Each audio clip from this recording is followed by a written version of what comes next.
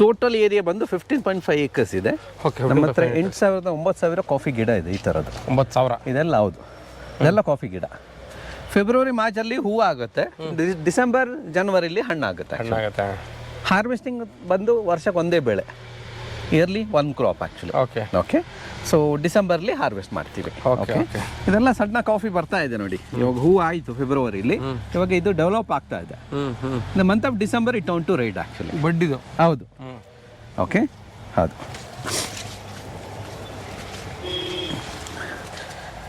ಬರೀ ಕಾಫಿ ಒಂದು ಅಲ್ಲ, ಈಗ black pepper also. Black pepper ಬಳ್ಳಿ ಅದು ಕಾಳು ಮೆಣಸು. ಕಾಳು ಮೆಣಸು ಬಳ್ಳಿ ಅಲ್ಲ, ಇದು ತಿನ್ನೋ ಎಲೆ ಅಲ್ಲ, ಇದು ಬ್ಲ್ಯಾಕ್ ಪೆಪ್ಪರ್. ಖಾಲಿ ಮಿರ್ಚಿ ಅಂತಾರಲ್ಲ, ಕರಿಮೆಣಸು. ಓಕೆ, ಇದು ಇವಾಗ ಬಂಚ್ ಇದೆ ಆಕ್ಚುಲಿ. ಇದು ಗ್ರೀನ್ ಆಗುತ್ತೆ. ಕರಿಮೆಣಸು ಬರೋದು ಹಿಂಗ? ಹೌದು, ಬಂಚ್ ಅದು. ನೋಡಿ ಫೋಟೋ ತೋರಿಸ್ತೀನಿ ನಿಮಗೆ. ಈಗ ಅನ್ಸೀಸನ್ ಅಲ್ಲ ಇರೋದ್ರಿಂದ ನೋಡಿ ಈ ತರ ಇರುತ್ತೆ ನೋಡಿ, ಈ ತರ. ಫಸ್ಟ್ ಅದು ಗ್ರೀನ್ ಇರುತ್ತೆ, ಮತ್ತೆ ರೆಡ್ ಆಗುತ್ತೆ. ರೆಡ್ ಆದಾಗ ತೆಗಿತೀವಿ in the month of February. ತೆಗ್ದಾದ್ಮೇಲೆ ಡ್ರೈ ಮಾಡಿ, ಸನ್ ಡ್ರೈ ಆಕ್ಚುಲಿ. ಇದು ಕೂಡ ವರ್ಷಕ್ಕೆ ಎಷ್ಟು ಬೆಳೆ? ವರ್ಷಕ್ಕೆ ಒಂದೇ ಬೆಳೆ. ಫೆಬ್ರವರಿ ಹಾರ್ವೆಸ್ಟ್ ಮಾಡ್ತೀವಿ. ಇವಾಗ ರೆಡಿ ಆಗ್ತಿದೆ ಅದು. ಕಮರ್ಷಿಯಲ್ ಕ್ರಾಪ್ಸ್ ಇದೆ. Commercial crop. ಓಕೆ ಸರಿ. ಓಕೆ, ಇವು ವೈಟ್ ಪೆಪ್ಪರ್ ಕೇಳಿದ್ದೀರಾ? ಇಲ್ಲ ಸರ್. ವೈಟ್ ಪೆಪ್ಪರ್ ಇವಾಗ ಟ್ರೆಂಡ್ ಆಗಿದೆ ಆಕ್ಚುಲಿ. ಬ್ಲಾಕ್ ಪೆಪ್ಪರ್ ತಾನೇ ಬರೋದು? ಹೌದು, ಪಿಜ್ಜಾ, ಬರ್ಗರ್, ಚೈನೀಸ್ ಸೂಪ್ ಇದರಲ್ಲೆಲ್ಲ ಯೂಸ್ ಮಾಡ್ತಾರೆ ಜಾಸ್ತಿ. ಫಾರಿನರ್ಸ್ ಜಾಸ್ತಿ ಯೂಸ್ ಮಾಡ್ತಾರೆ ವೈಟ್ ಪೆಪ್ಪರ್. ಅಂದ್ರೆ ನಮಗೆ ಬೇರೆ ಕ್ರೀಪರ್ ಇಲ್ಲ ಆಕ್ಚುಲಿ. ಇದು ಒಂದೇ ಕ್ರೀಪರ್ ಇಂದ ಎಲ್ಲ ಸಿಗುತ್ತೆ. ಫಸ್ಟ್ ಗ್ರೀನ್ ಇರುತ್ತೆ, ಮತ್ತೆ ರೆಡ್ ಆಗುತ್ತಲ್ಲ. ರೆಡ್ ಆದಾಗ ಅದರ ಸಿಪ್ಪೆ ತೆಗಿತೀವಿ. ಸಿಪ್ಪೆ ತೆಗೆದ್ರೆ ಒಳಗಡೆ ವೈಟ್ ಇರುತ್ತೆ, ಅದೇ ವೈಟ್ ಪೆಪ್ಪರ್. ಸಿಪ್ಪೆ ಸಮೇತ ಡ್ರೈ ಮಾಡಿದ್ರೆ ಅದು ಬ್ಲಾಕ್ ಆಗುತ್ತೆ, ಅದೇ ಬ್ಲಾಕ್ ಪೆಪ್ಪರ್. ಅಂದ್ರೆ ರೆಡ್ ಏನು ಸ್ಕಿನ್ ಇರುತ್ತೆ ಅದನ್ನ ಸನ್ ಡ್ರೈ ಮಾಡ್ಬಿಟ್ಟು ಬ್ಲಾಕ್ ಮಾಡ್ಬಿಟ್ರೆ ಸೀಡನ್ನು ಬ್ಲಾಕ್ ಆಗ್ಬಿಡುತ್ತೆ. ಇಲ್ಲ, ಅದು ಡ್ರೈ ಮಾಡ್ಬೇಕು. ಡ್ರೈ ಮಾಡಿದ್ರೆ ಯೂಸ್ ಮಾಡಕ್ ಆಗಲ್ಲ ನಿಮ್ಗೆ. ಡ್ರೈ ಮಾಡಿದ್ರೆ ಅದ್ರ ಫ್ಲೇವರ್ ಬರೋದು ನಿಮ್ಗೆ. ಈಗ ನಾನು ಹೇಳೋದು ವೈಟ್ ಪೆಪ್ಪರ್ಗೆ, ಈಗ ನೀವು ಆ ರೆಡ್ ಆದ್ಮೇಲೆ ಕಾಯಿ ಹೌದು ತೆಗೆದ್ರೆ ವೈಟ್ ಇರುತ್ತೆ. ಅದನ್ನು ಡ್ರೈ ಮಾಡ್ಬೇಕು, ಪುನಃ ಅದನ್ನು ಡ್ರೈ ಮಾಡಬೇಕು. ಅದು ವೈಟ್ ಆಗಿ ಉಳ್ಕೊಳ್ಳುತ್ತೆ. ಯಾಕಂದ್ರೆ ಸಿಪ್ಪೆ ಡ್ರೈ ಆದಾಗ ಅದು ಇದಾಗುತ್ತೆ. ಸರಿ. ಯೂಶಲಿ ಬ್ಲಾಕ್ ಪೆಪ್ಪರ್ ನ ನೀವು ಮಿಕ್ಸಿಗಾಗಿ ಪುಡಿ ಮಾಡಿದ್ರು ಅದು ವೈಟೇ ಬರೋದಲ್ವಾ? ಬ್ಲಾಕ್ ಅಂಡ್ ವೈಟ್ ಇರುತ್ತೆ. ಕರೆಕ್ಟ್. ಸ್ವಲ್ಪ ಬ್ಲಾಕ್ ಮಿಕ್ಸ್ ಆಗಿ ವೈಟ್ ಇರುತ್ತೆ. ಹೌದು. ಒಳ್ಳೆ ವ್ಯೂ ಸರ್ ಇದು. ಯಾವ್ದು ಸರ್? ಏನ್ ಬೆಟ್ಟಗಳು ಸರ್ ಇವೆಲ್ಲ ಕಾಣೋದು? ಇದೆಲ್ಲ ನಮ್ದು ಈ ಕಡೆ ಭಾಗಮಂಡಲ, ತಲಕಾವೇರಿ ಈ ಕಡೆ ಬರುತ್ತೆ. ವೆಸ್ಟರ್ನ್ ಘಾಟ್ಸ್ ಇದೆಲ್ಲ. ಹೌದು. ಇವಾಗ ಸ್ವಲ್ಪ ಮಳೆ ಬರ್ತಾ ಇರೋದ್ರಿಂದ ಮೋಡಗಳು ಜಾಸ್ತಿ ಇರುತ್ತೆ. ನಿಮ್ಮ ಒಂದು plantation Madikeri Raja seat view point 6 kilometre ಇದೆ ಸರ್.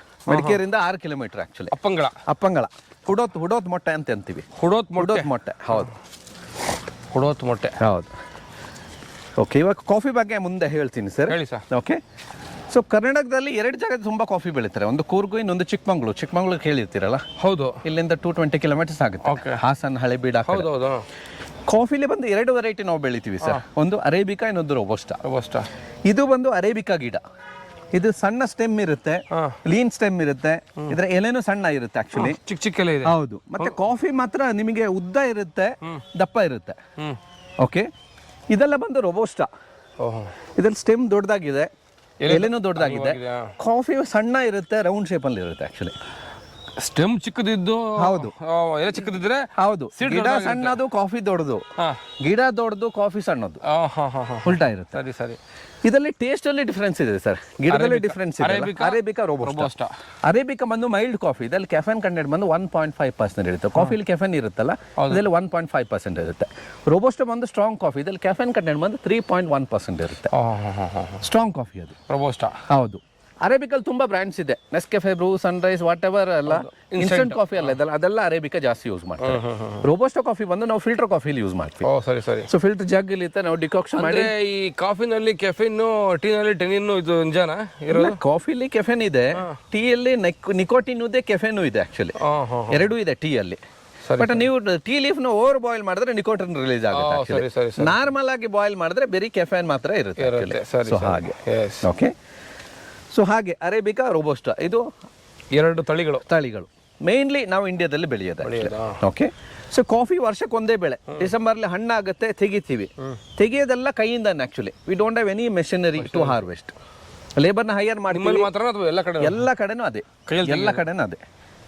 ಆಲ್ ಗೋ, ಎಲ್ಲ ಮರಕ್ಕೆ ಹೋಗ್ತಾರೆ, ಕೈಯಿಂದ ತೆಗಿತಾರೆ. ತೆಗ್ದಾದ್ಮೇಲೆ ಡೈರೆಕ್ಟ್ ಸನ್ ಲೈಟ್ ಅಲ್ಲಿ ಡ್ರೈ ಮಾಡ್ಬೇಕು ಆಕ್ಚುಲಿ. 15 20 ದಿವಸ ಬೇಕಾಗುತ್ತೆ. ಹಣ್ಣು ಡ್ರೈ ಆಗ್ಬೇಕು ಆಕ್ಚುಲಿ. ಓಕೆ, ಸೊ ಹಣ್ಣು ಡ್ರೈ ಆದ ನಂತರ ಬ್ಲ್ಯಾಕ್ ಬ್ರೌನ್ ಕಲರ್ ಆಗುತ್ತೆ. ಹಣ್ಣು ಬಂದು ಕೆಂಪಾಗಿರುತ್ತೆ ಆ್ಯಕ್ಚುಲಿ. ನಾನು ತೋರಿಸ್ತೀನಿ ನಿಮಗೆ ಹಣ್ಣು ಯಾವ ಥರ ಇರುತ್ತೆ ಅಂತ.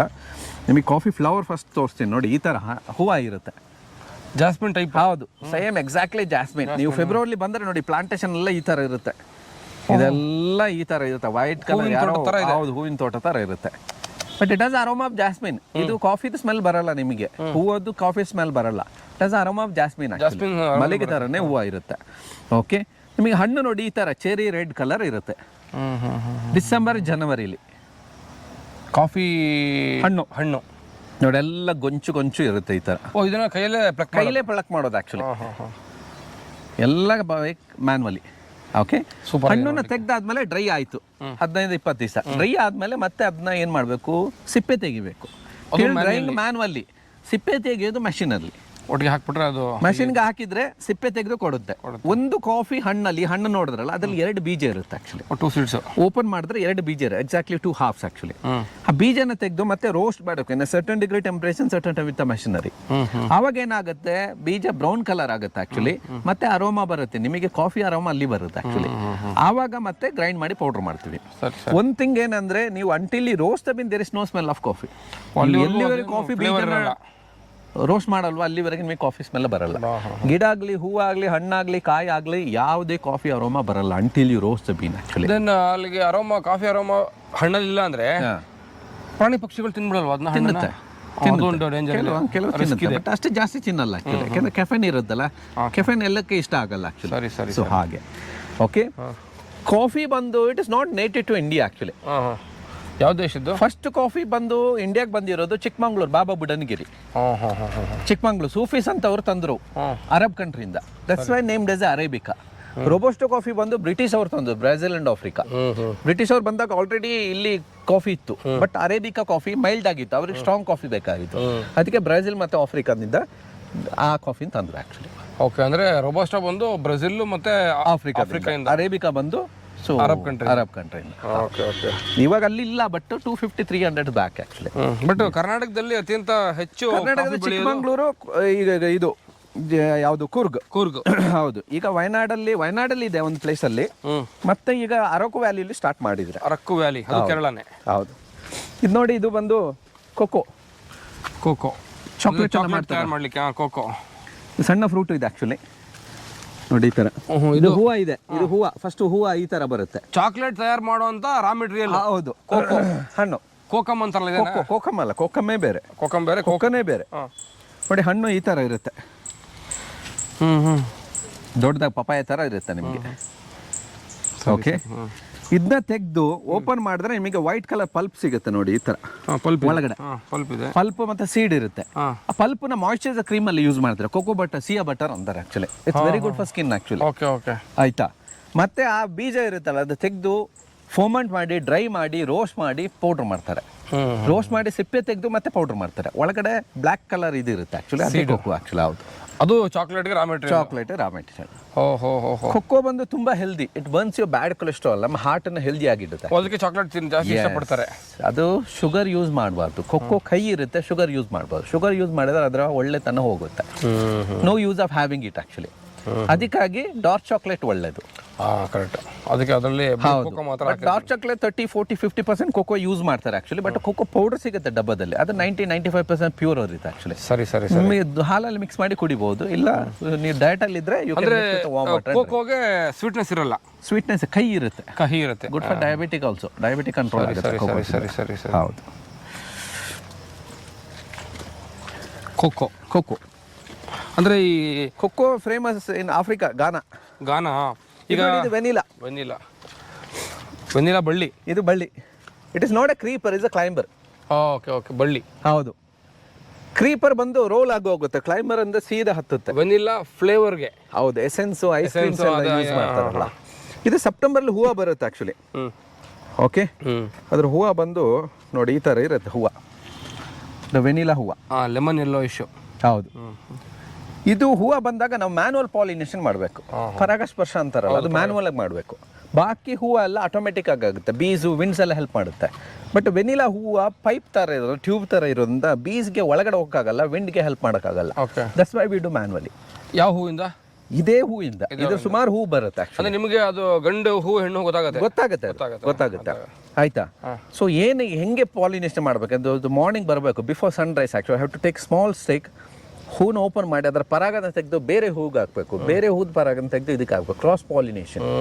ಆವಾಗ ನಿಮಗೆ ಪಾಡ್ ಬರುತ್ತೆ ಆಕ್ಚುಲಿ. ವೆನಿಲಾ ಬೀನ್ ಅಂತ ನೋಡಿ, ಬೀನ್ಸ್ ಈ ಥರ ಇರುತ್ತೆ ಗ್ರೀನ್ ಕಲರಲ್ಲಿ. ಇದು 5 ರಿಂದ 6 ತಿಂಗಳು ಬೇಕು ದೊಡ್ಡದಾಗ್ಲಿಕ್ಕೆ, ಬೆಳಿಲಿಕ್ಕೆ. ಬೆಳೆದಾದ್ಮೇಲೆ ಫುಲ್ ಇದೆ ಸರ್. ಬೆಳೆದಾದ್ಮೇಲೆ ಮತ್ತೆ ಇದನ್ನ ಡ್ರೈ ಮಾಡಬೇಕು ತೆಗೆದು. ಬೀನ್ಸ್ ಟೈಪ್ ಅದು? ಹೌದು, ಬೀನ್ಸ್. ಇದನ್ನ ತೆಗೆದು ಡ್ರೈ ಮಾಡಬೇಕು. ಡ್ರೈ ಮಾಡಿದ್ಮೇಲೆ ನಿಮಗೆ ಬ್ರೌನ್ ಪಾಟ್ ಸಿಗುತ್ತೆ ನೋಡಿ, ಈ ತರ ಇರುತ್ತೆ ವೆನಿಲಾ ಬೀನ್ಸ್. ಇದು ಮಾರ್ಕೆಟಲ್ಲಿ ಸಿಗುತ್ತೆ ನಿಮಗೆ, ಒಣಗಿದ ವೆನಿಲಾ ಬೀನ್. ಒಣಗಿದ ವೆನಿಲಾ ಬೀನ್. ಇದ್ರ ಒಳಗಡೆ ಬ್ಲ್ಯಾಕ್ ಕಲರ್ ಎಸೆನ್ಸ್ ಇರುತ್ತೆ, ಪೌಡರ್ ಟೈಪಲ್ಲಿ ಇರುತ್ತೆ ಆಕ್ಚುಲಿ. ಸೀಡ್ ಅಲ್ಲ, ಅದು ಪೌಡರ್ ತರ ಇರುತ್ತೆ ಆಕ್ಚುಲಿ. ಅದನ್ನ ತೆಗೆದು ನೋಡಿ, ಇಷ್ಟು ದೊಡ್ಡದೇ ಇರುತ್ತೆ ಆಕ್ಚುಲಿ. ಅಂದ್ರೆ ಬೀನ್ ಸೈಜ್? ಹೌದು, ಬೀನ್ ಸೈಜ್. ಓಪನ್ ಮಾಡಿದ್ರೆ ವೈಟ್ ಇದು ಬ್ಲ್ಯಾಕ್ ಕಲರ್ ಇದು ಎಸೆನ್ಸ್ ಇರುತ್ತೆ. ಅದನ್ನ ತೆಗೆದು ನಾವು ಐಸ್ ಕ್ರೀಮು ಕೇಕ್ಸ್ ಅಲ್ಲಿ ಯೂಸ್ ಮಾಡ್ತೀವಿ. ಆಗ ವೆನಿಲಾ ಫ್ಲೇವರ್ ಬರುತ್ತೆ. ಹೌದು. ನೀವು ಇದು ಮಾರ್ಕೆಟಲ್ಲಿ ನೀವು ವೈಟ್ ಎಸೆನ್ಸ್ ಬರುತ್ತಲ್ಲ, it's all synthetic chemical one actually. Real vanilla essence ಬಂದು ಬ್ಲ್ಯಾಕ್ ಕಲರ್ ಇರುತ್ತೆ. ಇವಾಗ ಬ್ಲ್ಯಾಕ್ ಎಸೆನ್ಸು ಸಿಗುತ್ತೆ ನಿಮಗೆ, ಆರ್ಗಾನಿಕ್. ಎಸ್, ರಿಯಲ್ ಆಗಿರುತ್ತೆ ಆಕ್ಚುಲಿ. ಮತ್ತೆ second costly spices in the world.